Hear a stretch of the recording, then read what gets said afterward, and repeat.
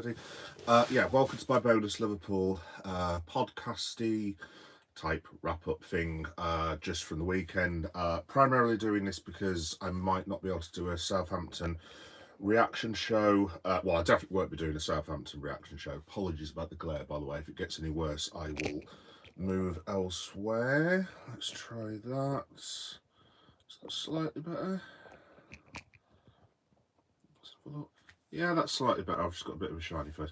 Yeah, I'll probably move again in a second. Anyway, the reason I'm doing this now is because the Southampton match I am unavailable for due to the whims of an unidentified assailant. Hello, you know who you are. Only joking, by the way. Yeah, so I'm going to do a bit of a wrap up today for people who are watching this. This will be available on obviously YouTube video, and it will be available on YouTube podcast. So the podcast, and I always fail to remember this even, is Geek Boy, a Liverpool story, and that's available on YouTube podcast. So if you are listening, obviously you know what you're listening to, so fine, yeah, fair enough.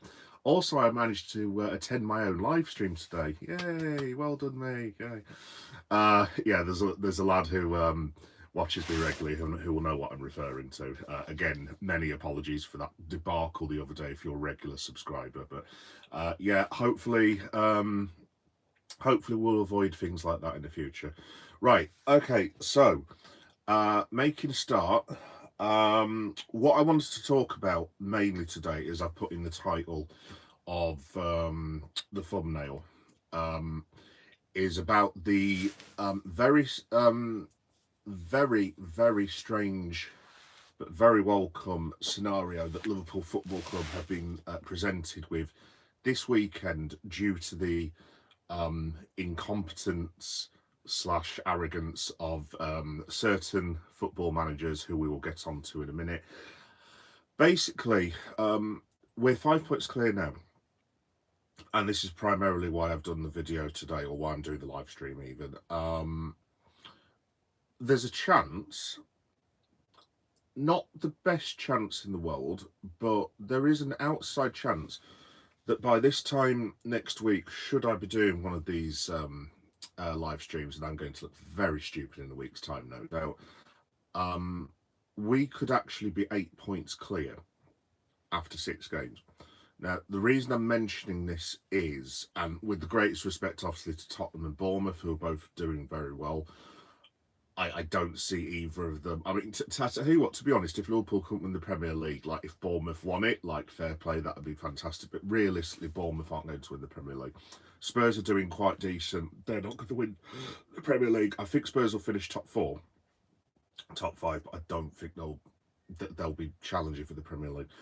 Basically, long story short, that leaves Arsenal and Manchester City. Now, obviously, they played yesterday, and I mean, Man City with the point, I think, are up to 9th, something along them lines, and I think they're about 7 points behind Liverpool.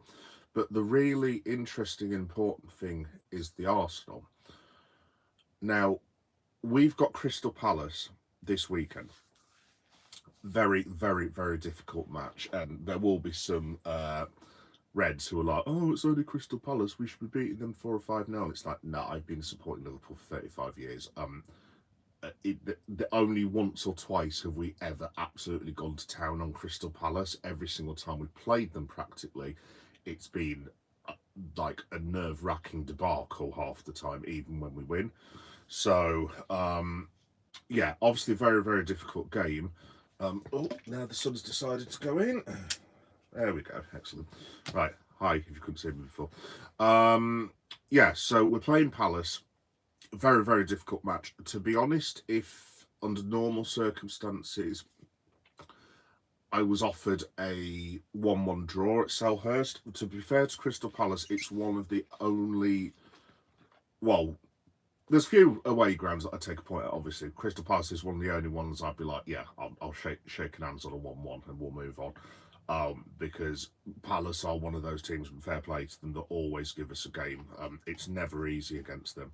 Anyway, the whole point of that little loving for Crystal Palace was, if we could beat them, and it's a very big if, but if we do beat Crystal Palace next weekend, we are going to be 8 points clear going into the following day. Now, I think I've got this right. I will just check in case I'm talking out of my bottom, which I probably am. I think, as far as I'm aware, Arsenal don't play Newcastle until the following day. I think I'm right in saying. Let me just pull up the fixture list. There is a point to all this, by the way. Come on, let's have a look. Of course, my Wi-Fi's not working. Arsenal fixtures. Really should have done this before, to be fair. Yeah, there we go. Right, so Arsenal are playing Newcastle United at 4:30 on Sunday, which basically means that if Liverpool win before they do, obviously, goes without saying, we go 8 points clear of the Arsenal, who are allegedly our main competitors. Now, I am only taking the mick. Obviously, Arsenal, very, very good team, but they messed up again yesterday. Why, based on that second half display at least, they didn't just go for Man City, I don't know. I don't know if it is necessarily Mikel Arteta and his tactics. I'm assuming it is, but it was like the same thing at Anfield. Like, if I'm being honest, we were probably there for the taking as well. I thought Liverpool were quite poor in that second half. I thought the second half we played all right, but it was like a 70-30, like no 60-40 that Liverpool were better, but only marginally. Both matches, basically, Arsenal have choked. I mean, let's have it right. I don't understand with... As much as Liverpool fans take the mick out of Arsenal, and I have been guilty on the odd occasion as well, you have Gyökeres, Eze, Declan Rice, Moreno, the lad who I've temporarily forgotten his name, the winger that they've just bought, who's really good, and Madueke, crikey. You have, like, I don't know, you've got Zubamendi, loads and loads of these really, really good footballers, and I don't understand why they play with such a handbrake on. Obviously, I know Arne has been known on the odd occasion to have had a handbrake firmly in place when we play, but genuinely, I don't understand why Arsenal aren't just going for it. Arteta needs to win something this season, and when I say win something, I think, to be honest, it needs to either be the league or the Champions League. I'd say he's in a position now, and it's unfair in modern football, but to be fair, Arteta has done a very good job with Arsenal. But let's have it right, he's won one trophy. In that time, I think we've won 7, 6, something like that. God knows now, I forget the trophies. And I just genuinely don't understand what on earth the man thought he was doing yesterday. It was absolutely bizarre. Anyway, this isn't an Arsenal podcast, it's a Liverpool podcast. So the reason I'm bringing all this up is, if Liverpool do beat Crystal Palace, I don't see Arsenal beating Newcastle. I think if we were to draw or lose, I think then Arsenal would be like, right, let's go for it. I think there's a genuinely good chance here that if we can navigate the next 3 games, so our next 3 games, well, the next 2 games after Palace, it's a bit tricky, this little spell. We've got, obviously, Palace at the weekend, then we've got Chelsea away from home, and again, I know everyone takes the mick out of Chelsea. Our record at Stamford Bridge has not been wonderful since I've been a fan. I mean, the last 10 years we've sort of done all right, but I mean, we've got an absolute pasting there, but we'd already won the league last season. Chelsea away is always going to be difficult for Liverpool. They're one of our main rivals. So if we get 3 points out of that, absolutely made up. And the next match after that, and this is after an international break, is Man United on the Sunday. Now, if we get between 7 and 9 points, I mean, you're talking even that's still 8 games in. It's very, very early. I won't go as far as league done, but it's going to have to be a hell of a... Put it this way, it's going to have to be a hell of a run from a team to try and catch us at that point. So, basically, the point of me saying all that is Liverpool have got a magnificent opportunity this weekend to put some really, really big pressure on some of the teams. I mean, You would imagine, not speaking for them, but maybe Chelsea, Man City internally would be looking, going, do you know what? We need to reprioritise. Let's be looking at the Champions League and let's go for a cup treble or whatever. Maybe even Chelsea, like, look, just make sure we're in the Champions League. I don't know, get rid of Maresca and crack on and go again next season. Like I said, fair play to Tottenham and Bournemouth. They're in the top 4 or 5 on merit. I mean, who knows? Maybe they both think they could win the league. Maybe, I don't know. I mean, like I said, if Liverpool can't win the league, I think it would be hilarious and brilliant if Bournemouth won the league. So, but I cannot see that happen. But then again, when someone said to me about 8 years ago, "Oh, Leicester are in first place going into January," I was like, "Oh, not a chance! Don't be ridiculous!" And Leicester City became Premier League champions before we did, ironically enough. So it can happen, but I can't see a world when that's the case. But yeah, super important weekend for the Reds, which brings me to the Southampton match. But firstly, a word from our non-existent sponsors, otherwise known as me having a glass of water.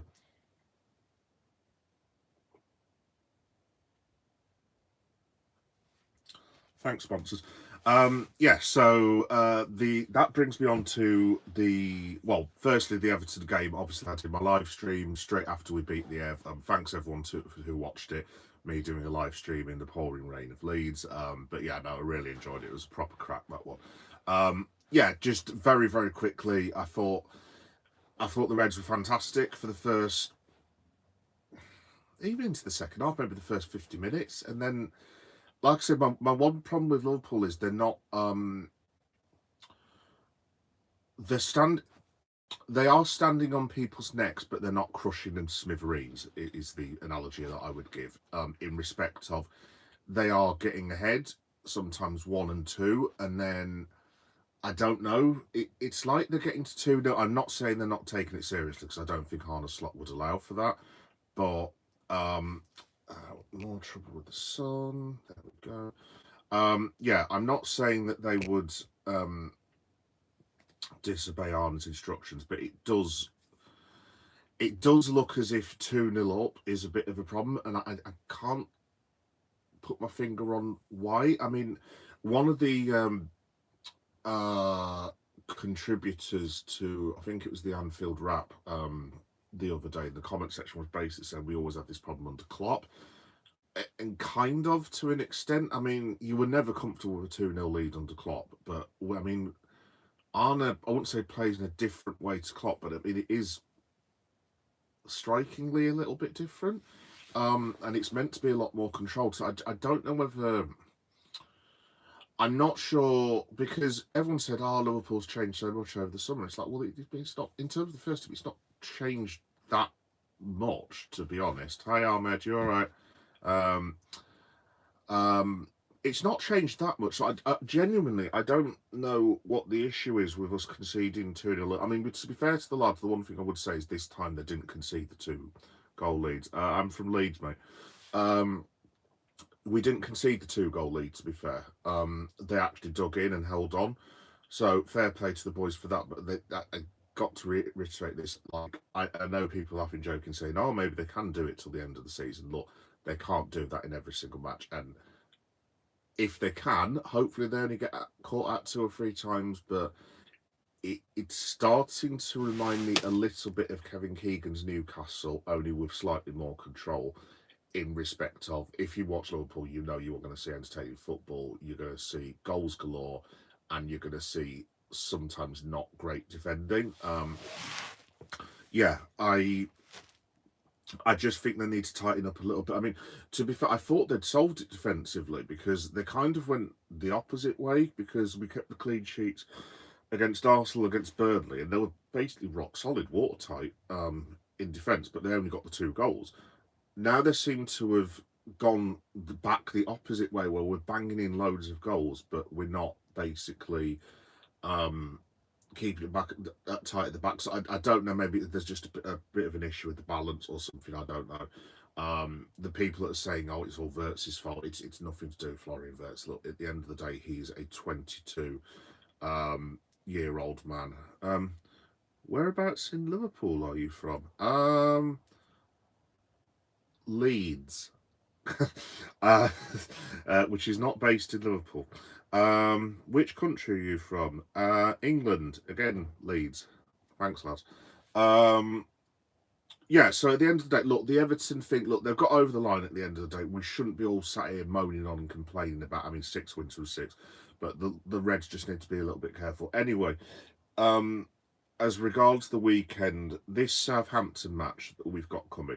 Now, I don't want to be disrespectful to the League Cup because I'm always one of those people that defends the League Cup, and I genuinely, and it's probably because I'm an old man. The League Cup used to be a big thing back in the day. Honestly, kids, it did. If you're younger than me, um, this modern day thing of people saying, "Ha ha, you've won the League Cup," I find to be bizarre, and I have done for many years. It's like, why are you laughing at us for winning a trophy?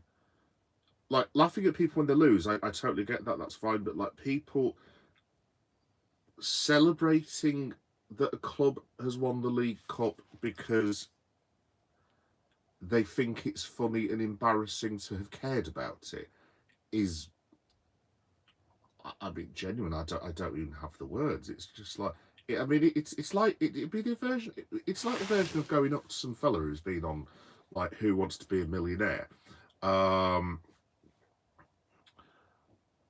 and then basically saying, "Ha ha, you only got 65 grand off Millionaire. Someone else got £1 million."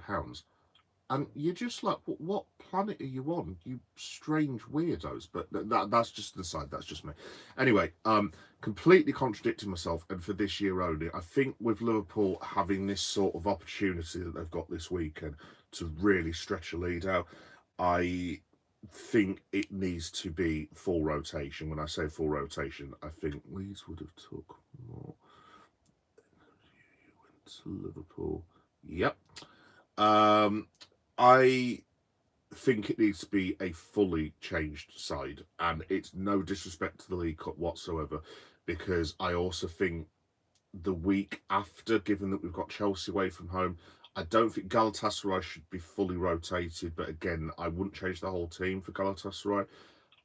I would be changing at least 7 players though, because as far as I'm concerned, the 2 league matches now take priority. Like, look, I'm not suggesting we start throwing away Champions League ties, obviously, because we still need to qualify. But at the end of the day, like, we've got Chelsea Saturday tea time, and we're playing, I think, Galatasaray on the Tuesday or Wednesday. I wouldn't even have people like Verge or, I mean, Mo would go mental, obviously, because he wants to play every single game. I wouldn't take Verge, I wouldn't take Allison, I wouldn't take Salah, and I wouldn't take Gravenberg, and potentially I wouldn't take Soboslai either. And people might be going on and going, "Oh, well, that's ridiculous, blah, blah, blah." It's like, guys, look, if we don't take Mo, it just means we have to play Hugo Ekitike, and if we don't take Sobo, we have to play Florian Wirtz. Oh no. Like, we can now do this. This is the whole reason the club have spent this money in order to compete.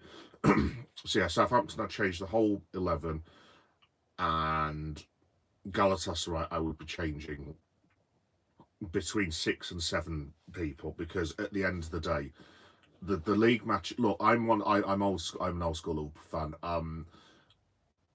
It's wonderful winning the Champions League, and despite what people say, it's still brilliant winning the League Cup. And I have so much respect for the FA Cup. I think it's absolutely outrageous, and I did disagree with Jurgen on this. Sorry, I'm going on a bit of a tangent. I do not like what has been done with the FA Cup. I think it's absolutely bloody outrageous. It's our oldest, most traditional cup. It's the best cup competition in the world, as far as I'm concerned, and it's been destroyed by, well, idiots like TNT Sports. Yes, I will call them out. Ridiculous kickoff times.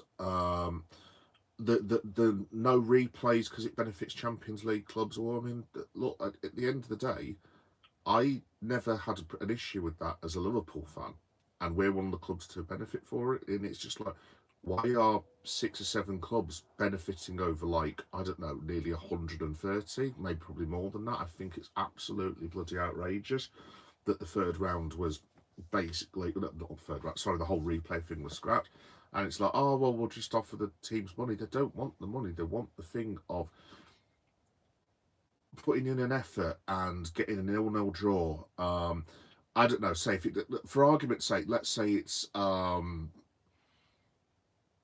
Morecambe and they've drawn Arsenal.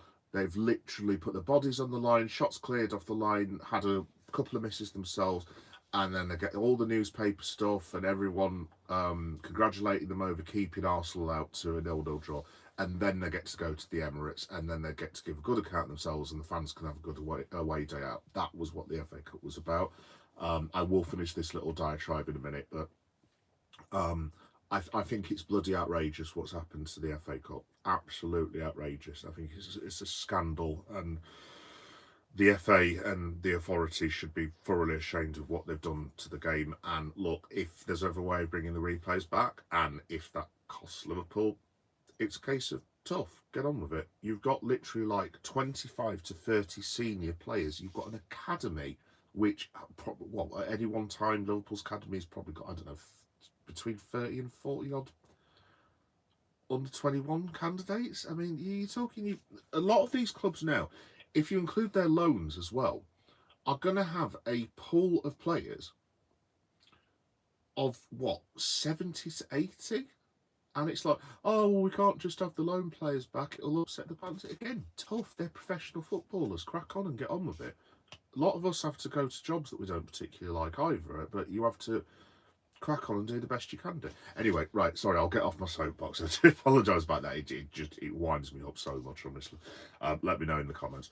Yeah, so hi Johnny, you alright, lad? See, I told you I was going to be on the live streams properly this time. I did miss it by about 10 seconds, actually, to be fair. But yeah, I was roughly on time. So my second string, I've actually wrote it down here for Southampton. I would go with, and let me, if you guys want to let me know what your teams are, give us a shout as well. Mamardashvili needs a game. He's not played, any of the games so far. I go with Mamardashvili, Robbo, just to rotate with Kirkers a little bit. Giovanni Leone, look, this kid is a monster. I'm sure he can handle himself, but we don't know until he plays a professional football match, so I'd get him in. Joe Gomez obviously needs a game, and he's fully fit now, so I'd go with him. Bradley, then my midfield three would be Trainioni, who needs to start. Curtis Jones has obviously just come back from injury, and he could do with getting himself back up to speed. Wataru Endo deserves a start. I love Endo. I think he's brilliant. And I'm sorry, I completely disagree with any other Liverpool fan. I get the quality thing, but I just think the lad's brilliant. I absolutely love Endo, and I think it's outrageous the way that some Liverpool fans speak. But I mean, if you're not happy with his quality, fair enough. But I mean, his effort, I would keep him around for a long time personally. And then for our front three, I'd actually go with Federico Chiesa. In fact, he's our striker for the League Cup and the FA Cup as far as I'm concerned. Rio Ngamoa, I would have him start this time. And I wasn't sure about this, but I'd like to give Jadon Danns a go. Purely for the fact that, again, he needs a game. That lad's worked really hard to get back. So that would be my team. But the only thing I'd be umming and ahhing about is maybe it's changing it a little bit. So maybe instead of Danns, you have a Gakpo and then bring Danns on. You know what I mean? Or instead of Leone, if you're just like, I'm not sure about him up against a load of big second division burly centre forwards, perhaps you drop Endo back to play with Gomez, which gives you a lot more security. And then instead of Endo in midfield, you do a half and half basically. So you play Alexis in the first half, and then you swap him over with Szoboszlai, for example. But in terms of McAllister, I don't think he's fit, to be honest, at all. I actually think he's carrying an injury because he's been quite poor. He did come into it with an injury this season as well, so I wouldn't have Alexis anywhere near. Alexis, for me, needs to be ready for the Chelsea match. That's the one I would prioritise. But yeah, that's my team. So you guys can let me know in the comments at some point, or you can let me know in the videos uploaded later on today or tomorrow what your team would be. But that's what I'd go with. So my only sort of ones I'm not sure about, I'd either have Danns or Gakpo, and I'd if you're not totally sold on Leone, I'd have Endo, Partner, and Gomez, because I think those two will be fine as a combo. And then I'd just do a rotation. Sobbo in one half and maybe Verts in the second half. I mean, we've got like literally 4 or 5, 6 even top draw midfielders now to choose from, so it's not like we can't do it. But yeah, that's what I'd go for. Let me just have a look in the comments. I'll get your name on right one day. AGUK88. Totally agree. Newcastle being laughed at for being hyped after winning the League Cup. It's a trophy. Not everyone can win the Premier League, and the cups are there to be taken. Newcastle and pass. Yeah, no, no, I completely agree, mate. Like I said, that's why I went to my little tangent. Generally, in the 90s, I'm a bit of a storyteller, so I'll tell you a little bit of a story. Liverpool won the League Cup final in 1995 against Bolton Wanderers, right? So in this day and age, if Liverpool won the League Cup against Bolton Wanderers, you know what the reaction is going to be, right? I was at school in Derby at the time, and I wasn't a particularly well-liked student for reasons which I'd rather not go into, but it was the early 90s, so I'm sure you can take a rough guess as to why that was the case. I walked in the next day, and they might as well have put a yellow brick road out for me and serenaded me with harps and this, that, and the other. It was like I was a god. There was like kids coming up to me and going, "Wow, you've won something." I mean, bear in mind this is Derby, so there's probably a reason. But sorry, Derby fans, if you're watching. But yeah, they were like literally, "Oh, how does it feel to have won something, this, that, and the other?" And I was the man for about 2 days, and I was like, oh, I could get used to this. The point is, literally, you were getting people ringing you up and congratulate you and all sorts, and this, that, and the other. And now it's like, ha ha, you've won the League Cup. I mean, I can only speak for myself, but I wasn't jumping for joy when Newcastle beat us. I mean, I actually watched it with a Newcastle United fan. Shout out to you, Steve. And he was absolutely delighted because obviously in his lifetime, Newcastle have never won a trophy. And do you know what? Fair play for Newcastle to celebrate it. Why shouldn't they celebrate it for? Do you know? I'd say the same. As much as I would not want this to happen, obviously.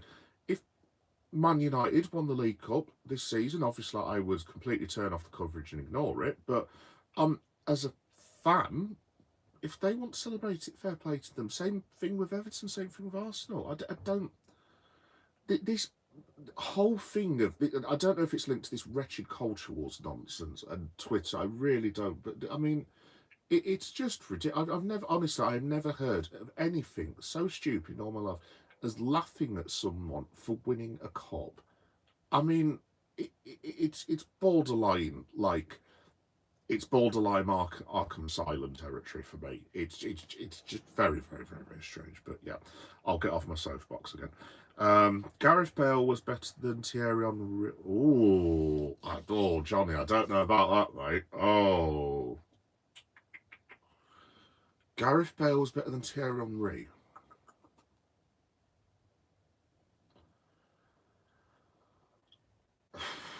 I mean, for me, no. To be honest, I don't mean for me, no. By the way, see what I did there. Not for me personally, Johnny. To be honest, I preferred Thierry Henry just because I kind of grew up with him. That he was the man when I went just before just before I went to uni. So I was watching it in Telford at the time, and that's when Henry turned up. I think he was about a year after Anelka or something like that. I can't quite remember. These timelines get so confusing. And when I got to university, I mean, Henry was just, I mean, he scored that goal against Arsenal, the one where basically, I can't read, obviously I can't do it, but like, he takes the ball hits him, he flicks it up, and then he sort of, over his shoulder, boots it into the top right-hand corner when they used to play at Highbury. It's one of the greatest goals I've ever seen. I suppose the argument you can make is Gareth Bale did it in a, not bad, but not exactly world-class Tottenham Hotspur side. Thierry Henry did it in a very, very good Arsenal side, and also, I suppose, to support the Bale argument, you could have Gareth Bale as one. I mean, what was it? 3 Champions Leagues. Is it 4 Champions Leagues? I forget. You've also got him, unfortunately, scoring one of the best goals of all time in a final involving a certain team in the Northwest, which we will not talk about ever again, nor will we talk about Loris Karius's performance on that night. Put it this way, I'd had a couple of ales by that point, so my commentary and support of Loris Karius was not the most gentlemanly that you would ever have heard, to say the least. But yeah, I suppose, to be fair, there is an argument that he's done it on the biggest stage, and don't get me wrong, Henry, I believe, won the Champions League with Arsenal. I think he won it with Barca. Had he gone to Barca when they played Arsenal in 2006? I can't remember now, to be honest. And I don't know if...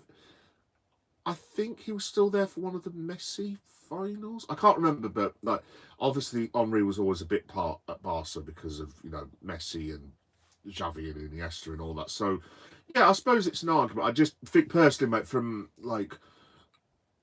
It's all preference, isn't it? I preferred watching Thierry Henry's. Guess what I'm saying? But obviously Gareth Bale, fair play, was a magnificent footballer, and people were like going, "Oh, he's retired at 32. What a waste!" Blah blah blah. It's like, bro, he won like 4 or 5 Champions League and is a multiple-time La Liga winner and was one of the best players in the history of the world and has played in the Euros. And you're a bloke shouting at a laptop. You know what I mean? So I don't know. No, I still haven't watched it, Johnny. No. I've got Gen V queued up. Please don't give me any spoilers because it's one of my next things I'm going to watch, mate. Yeah, I still haven't seen Peacemaker past episode 7, I think, of season 1, so I've got that to watch.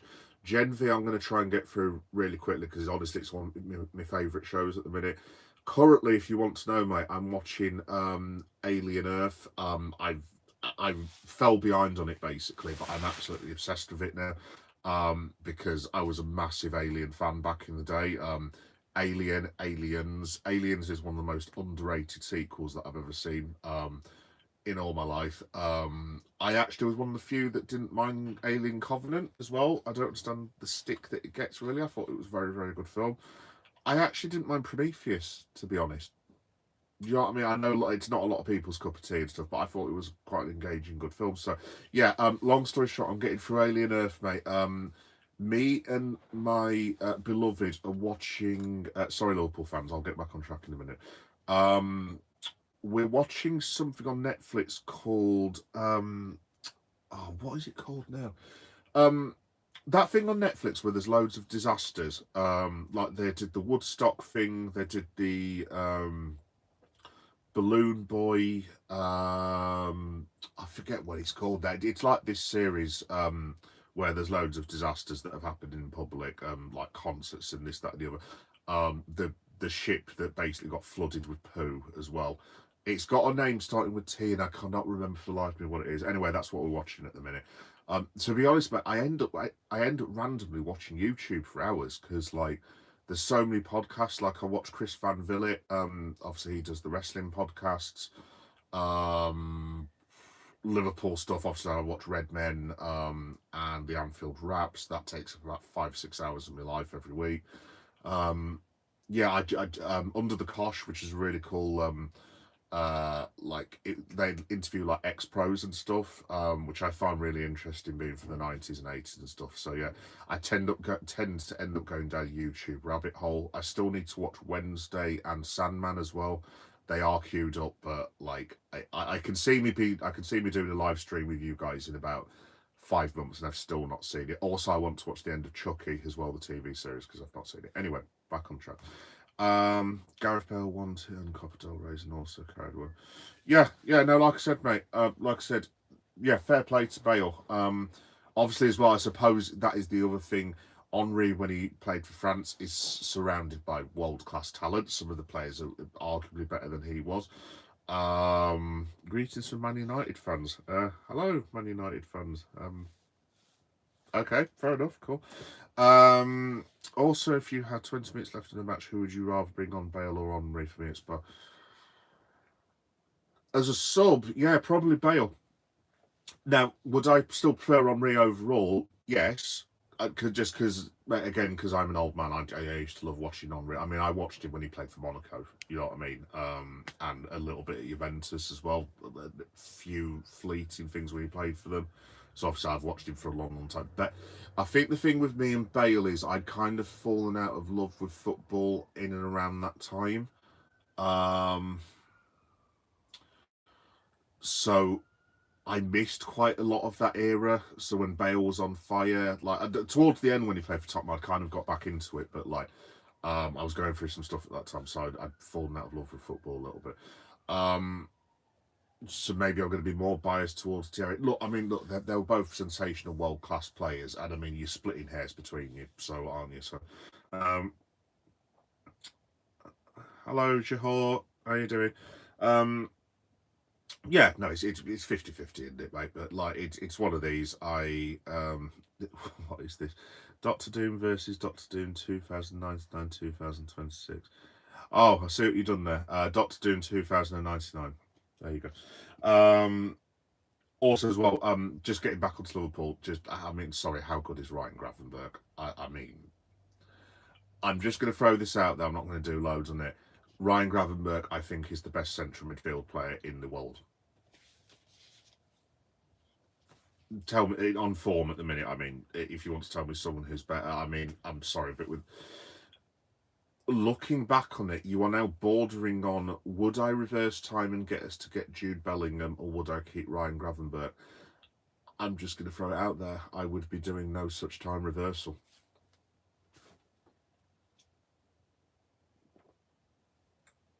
Prove me wrong, kids. Prove me wrong. Yeah, also as well, guys, I just wanted to shout out, so for the people who might not know this, I just wanted to pay my respects to Matt Beard. So Matt Beard was the Liverpool women's manager. I'm not totally sure when he was. I believe it was about 5-6 years ago. There is a documentary about the Liverpool ladies team getting up to the WSL. And that's the first time I saw Matt Beard, and tragically he lost his life the other day at the age of 47, which is ridiculous because that's like 2 years older than me. Which is very, very sobering. Generally, I don't know a lot about Matt, but the times that I did see him in interviews and people, the way they spoke about him, he seemed like a very, very just kind, generous, decent man who loved his players and wanted the best to try and grow the WSL and help Liverpool women. Yeah, it's a shame that we're having to go through this again. I mean, obviously, I don't know what's going on for the club this year, but we had the attack on Water Street.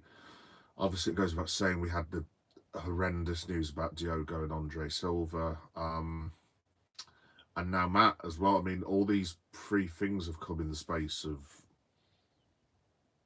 4 months, 5 months. Yeah, it's just horrendous. Anyway, look, for anyone who might be watching, who's a WSL fan, Liverpool women's fan, just who loves the club in general, to all his former players, to Matt's family, his friends, people who liked him, just anyone basically.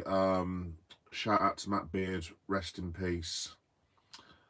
And I'll catch you down the road, buddy. Cheers. Right, folks, that's the last drink, I promise. Anyway, I sound like Darth Vader. Do I? Oh, cool, nice one, mate. It's funny you should say that.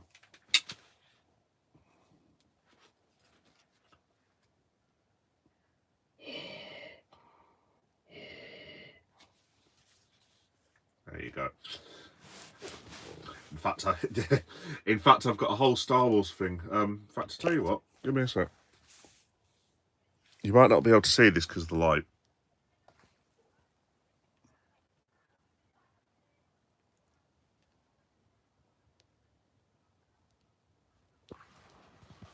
There you go. How professional is that? Yeah. No, I'm a huge Star Wars fan, dude. So I'm very pleased with that. I've been called worse in my life. Don't get me wrong. Liverpool on top. Yes, lad. Yes, they are. We are. I was just talking about it earlier. We are 5 points clear, and there's a chance it could be 8 after this week, which is insane after 6 matches. But hopefully the lads can do it. Um, yeah, I think that's mostly it, folks. To be honest, so like I said, my main takeaways are for this episode or whatever you want to call it. I just to be blunt, I'm not saying we should sack off Southampton because I'm not going to be that disrespectful. The lads need to put a shift in, but I would change the entire team. And like I said, before anyone goes mental and says, "Oh, you can't change the entire team," again, this is my team. If the entire team was changed for tomorrow, Mamadashvili, Connor Bradley, nearly £40 million worth of Giovanni Leone, who's not even played yet, England international Joe Gomez, Scottish captain Andy Robertson, Japanese captain Wataru Endo, regular starter for England Curtis Jones, Trey Neone, one of the most talented footballers in the world, young footballers in the world at present, Rio Ingamoa, who can't even get into the team, Italian international and Euros winner Federico Chiesa, and Jayden Danns. And if you don't put Jayden Danns in it, oh no, we have to play Hugo Ekitike or Cody Gakpo instead. I mean, it might be a reserve side. It's a pretty bloody good reserve side. And like I was just saying as well, to reiterate, if you're not happy about Trey Neone, and that's the one area I'd be like, oh, I'm not sure about that, you can always, or Leone, in fact, you can always drop Endo back into central defence if you don't want to start Leone, and you could bring Leone on the second half. And then you end up with Joe Gomez and an Endo combination. Conversely, if you don't particularly want Leone in, you can do a half and half, like I said, and you can play Florian in one half, and then you could substitute him for Sabo in the second half. I mean, that's not, but look, I mean, with the greatest respect to Southampton, I mean, even if Liverpool do a heavily rotated side, I mean, that should be more than enough to beat Southampton. I suppose I'm not one of these that likes throwing competitions away either. I want Liverpool to win every single trophy that they possibly enter. If for some reason Liverpool went out tomorrow, I'm not going to say it's a bonus because I will never celebrate Liverpool losing. In saying that, there was that one time when we ended up costing a certain other team in the Northwest by losing. But yes, moving swiftly on. Yeah, I don't want Liverpool to lose, obviously, and I hope they get through tomorrow. But look, like I said, for me, unfortunately, and I don't like saying this often, the Crystal Palace match has to be priority number one. Next week, priority number one has to be Chelsea Football Club at 5:30. So again, I wouldn't change the entire team this time for Galatasaray, but I would heavily rotate it personally. I would have Mamadashvili in goal for that again. I'd keep the same fullbacks, probably Bradley and Robbo.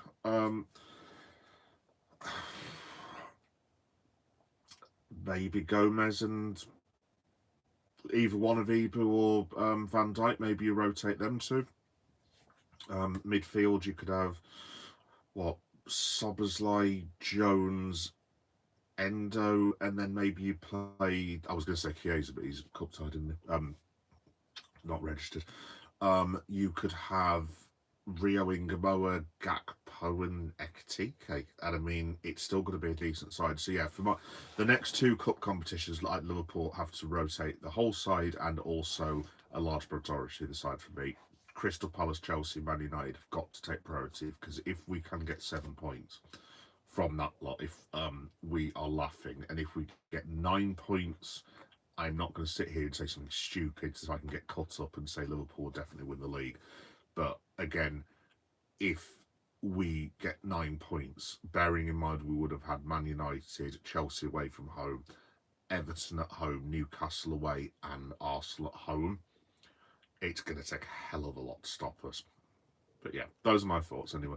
So look, Kura Vibes. Hi Kura, how you doing? Thanks for joining. Yeah, folks, so that's basically about it. That's all I wanted to talk about, to be honest. Just to say again, for people that have just joined or who will end up listening, part of the reason I'm doing this, sorry about the sun again, by the way. I've literally been all over the house again, and I cannot find a single area where it's not sunny. See what I mean? It's just ridiculous. Our entire house is covered and bathed in sun, even with. I mean, this is with us with the curtains shut as well, by the way. So I don't know what's going on, but I do apologise about that. Yeah. So the reason I've done it today, I usually do a Liverpool podcast on a Monday as well, because this will be available on YouTube podcast, is because I will be unavailable for the Liverpool match tomorrow, as in I'm going to miss the entire thing. Thank you, family, for that. Yes, I won't. To be honest, I won't even know what result it is until 12:30 at night. I think, to be honest, is the earliest I'm going to find out about it, which is slightly too late to be doing a live reaction, to be honest. I will try and do one on the Wednesday night if I get the chance, because I've got a lot of stuff going on this week with filming and work and general things in life that we've all got to do. So this week's going to be a bit difficult for me, but yeah, I will try and do a live reaction as quickly as I can do. If I don't do a live reaction, I'll just do like a little video or something like that. So there will be coverage, but not a huge deal of coverage. Anyway, I'll definitely be doing a live reaction after the Crystal Palace match. Again, dependent on Ye Old Family, should be around 5:30, 6 o'clock, but just bear with me on that one. I'll put something in the description. But yeah, it will be about a give or take an hour after we've finished playing at Selhurst Park. And then, yeah, I might even do one after the Arsenal-Newcastle match, because that has now turned into one of the most important... Oh, dear, the sun. This is so annoying. Is that any better? Right, tell you what. This is live TV at its best. Let's have a look. If that's any better.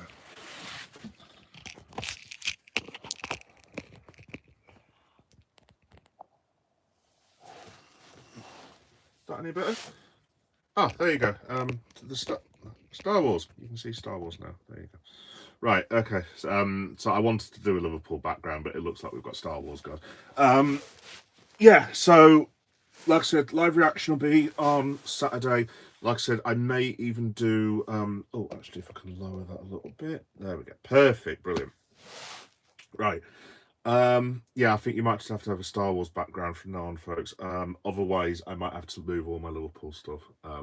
And yeah, that's just a pain. I can't be bothered.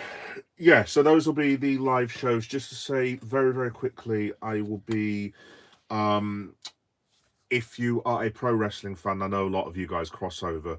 I'm going to be back on in the early hours of this morning, so 3:30 in the morning. Don't worry, Johnny, I've set my alarm, but yeah, I'll be on about 3:30 for Monday Night Raw, because like I said, if you don't know, I cover pro wrestling as well. In fact, cheap plug, I cover loads of different things: Comic Cons, Pride, horror, toy hunts, Liverpool FC, football stadiums. I do 3 podcasts as well. Geek Boy, a Liverpool story, which this will end up. Geek Boy, a wrestling story, which is where a lot of my podcasts go on, and occasionally something called Geek Boy, a movie story. So yeah, but that one's not... It's just as and when I see something cool.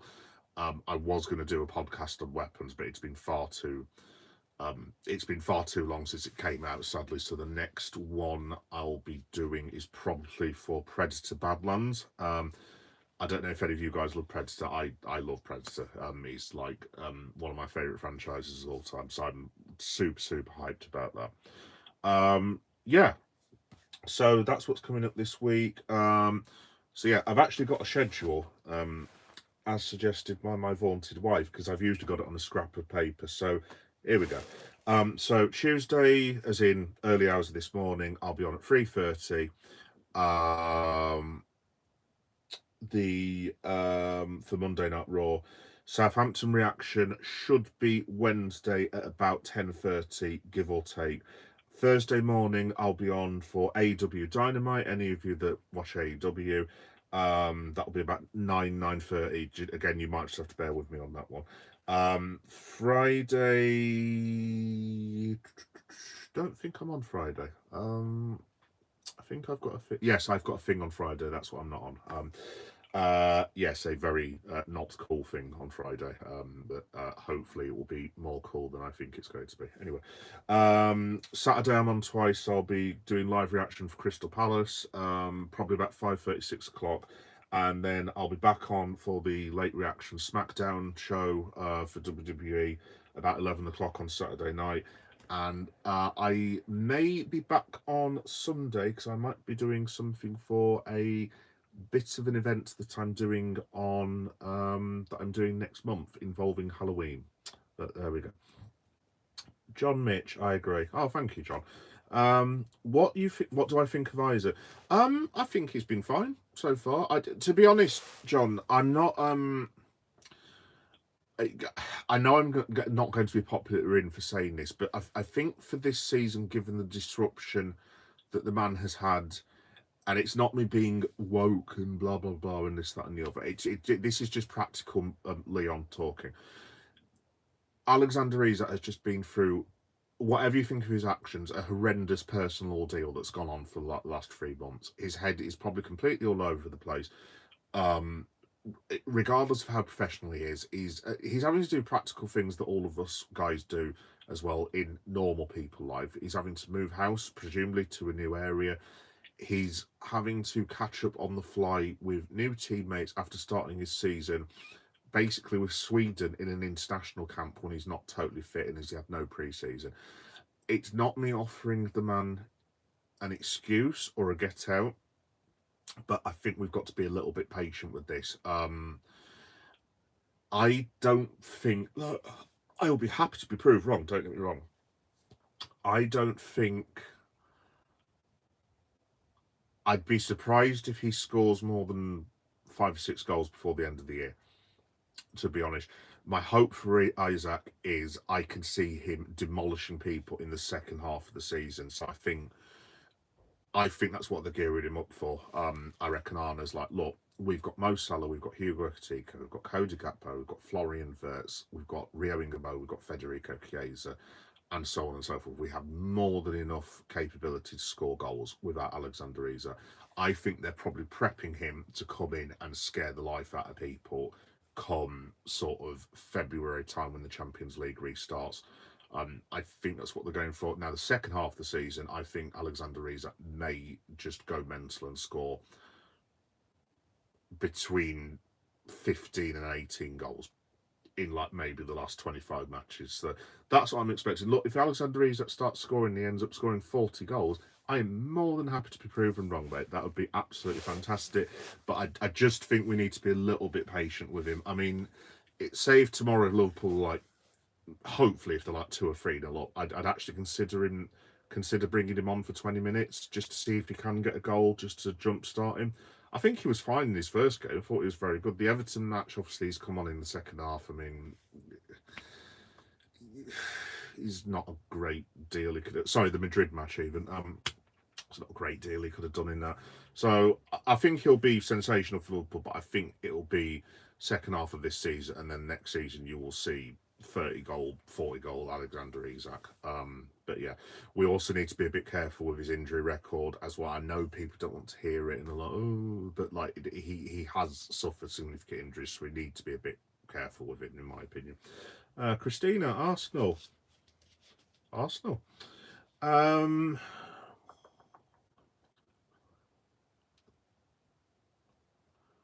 Yeah, not reading that. Hyper Football, how are you today? I'm fine, Hyper Football. How about you? So yeah, that's everything coming up, folks, really. So yeah, like I said, the next time I'll be on will be, I mean, what time are we on now? Nearly 2 o'clock. I will be back on in 13 and a half hours if you wish to join me if you're a wrestling fan for live reaction to Monday Night Raw. Yeah, looking forward to that. Should be good. Just a bit of a thing, I might not be able to do live reactions to Raw at that time in the morning for too much longer due to changes in circumstances. It might have to be a Tuesday night wrap up, which is what I used to do anyway. I'm not totally sure, but it might have to be that way for a few